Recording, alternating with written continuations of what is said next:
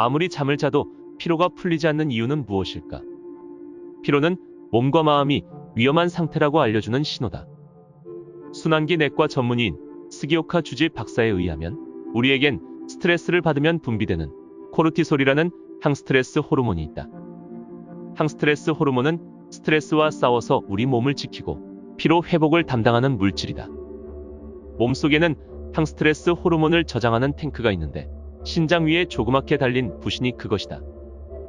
부신에서 분비되는 항스트레스 호르몬은 몸의 피로를 풀고 염증을 가라앉힌다.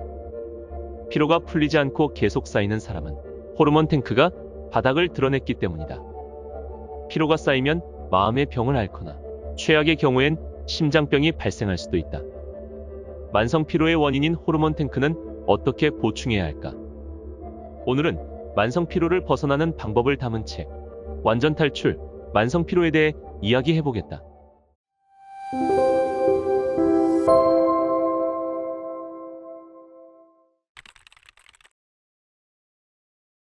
운동하다 숨이 가빠지면 체내에서는 활성산소를 생성한다.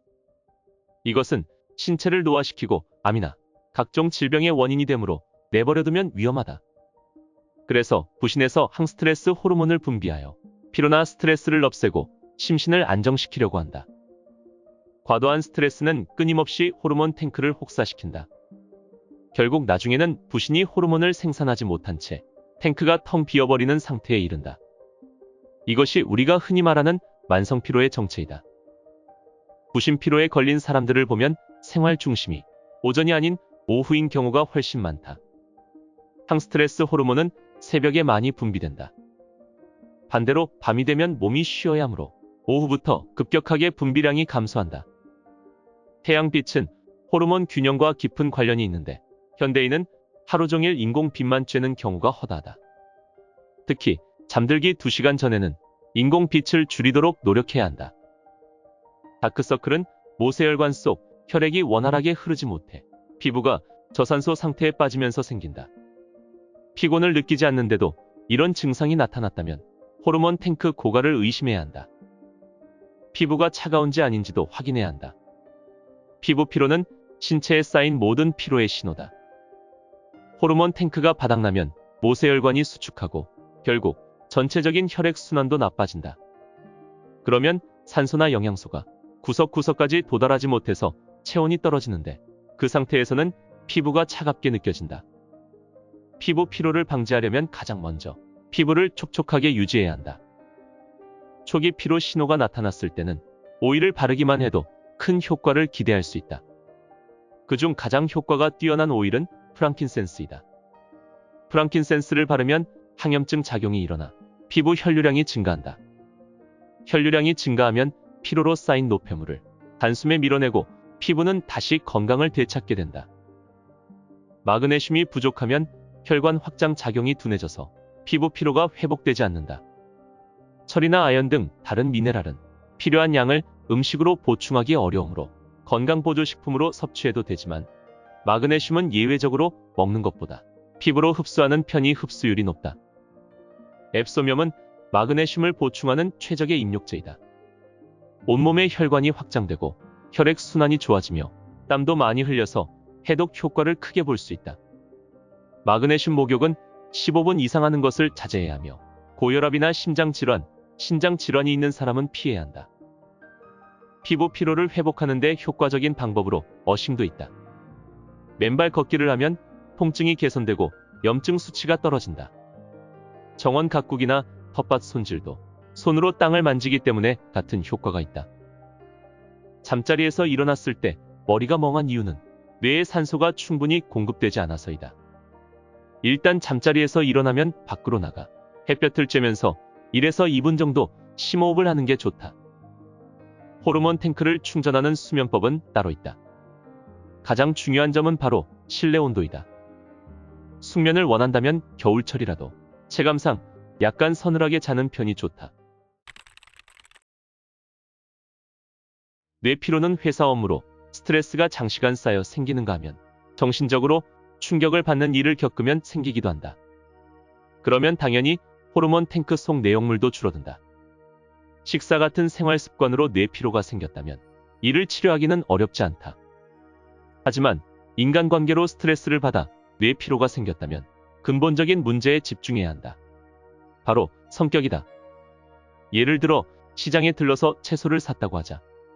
하지만 집으로 가는 길에 우연히 본 다른 가게에서 채소를 더 싸게 팔고 있다면 저렴한 채소를 사지 못했다고 후회하는 경우가 있다. 과거의 후회나 미래의 불안을 일단 내버려두고 지금에 집중하는 사고방식을 마음챙김이라고 한다. 마음챙김은 물 마시기 집중 훈련으로 쉽게 실천할 수 있다. 우선 물을 한 모금 입에 넣는다. 이때 입 안으로 물이 들어온다는 사실에 온 신경을 집중한다. 그러고 나서 물을 꿀꺽 마신다.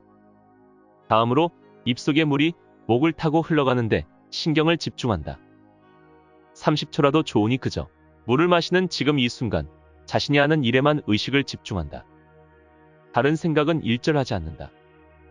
정말 사소한 행동이지만 고작 이것만으로도 의식은 바뀌고 쓸데없는 스트레스를 느끼지 않으며 뇌 피로도 예방할 수 있다. 50분 이상 집중하면 호르몬 탱크를 과다 사용하게 된다. 그러므로 일을 하더라도 50분마다 자리에서 일어나 다른 사람과 이야기하거나 물을 마시는 행동을 하면서 뇌를 쉬게 할 수 있다. 생선 체내에 들어있는 중금속도 조심해야 한다. 생선회를 좋아하는 사람이라면 자기도 모르는 사이에 체내에 쌓이는 수은을 신경 써야 한다. 수은을 제거하는데도 호르몬 탱크가 사용되기 때문이다. 몸에서 중금속을 제거해주는 채소는 브로콜리와 파슬리, 샐러리 등이 있다. 그 중에서도 가장 효과가 뛰어난 것은 고수이다. 고수에는 납을 배출하는 효과가 있다. 콩나물 같은 발화식품도 좋다. 발화란 식물의 싹이 튼 것을 말한다. 호르몬을 재빠르게 생성해주는 발화식품은 스트레스가 심한 사람에게 가장 이상적인 자연식품이다. 피곤할 때 좋은 음식이라고 하면 마늘이 대표적인데 마늘은 항스트레스 호르몬의 낭비를 막는 채소이다. 또한 닭가슴살에는 피로회복 물질이 다른 고기에 비해 두세 배나 많이 들어있다. 피곤하면 무조건 마셔야 하는 커피가 아니라 휴식 시간에 가끔 기분 전환을 위해 마시는 커피라면 오히려 피로를 모르는 체질을 만드는 데 효과적이다. 물론 이때 커피는 블랙으로 마셔야 한다. 가끔은 끼니를 걸러야 피로가 풀린다. 소화와 스트레스 제거 중 우리 몸이 더 우선하는 것은 음식 소화이다. 결과적으로 호르몬 탱크가 소화에만 매달려 스트레스는 제거하지 못하고 만성 피로에 시달리는 것이다. 인간의 몸에는 자가 치유 능력이 있어서 바이러스가 들어오면 원래는 스스로 몸을 치유한다. 그러나 밥을 잔뜩 먹고 나면 치유에 써야 할 에너지를 소화하는 데 쓰게 되어 더 이상 자가 치유에 집중할 수가 없다. 감기에 걸렸을 때도 영양 섭취는 최소한으로 하고 나머지는 잠을 자는 편이 좋다. 건강에 지나치게 신경 쓸수록 뇌 피로에 빠지기 쉽다. 고기가 먹고 싶어도 절대로 안 되라며 억지로 참거나 디저트로 케이크가 나와도 끙끙대며 고민하는 경우가 있다.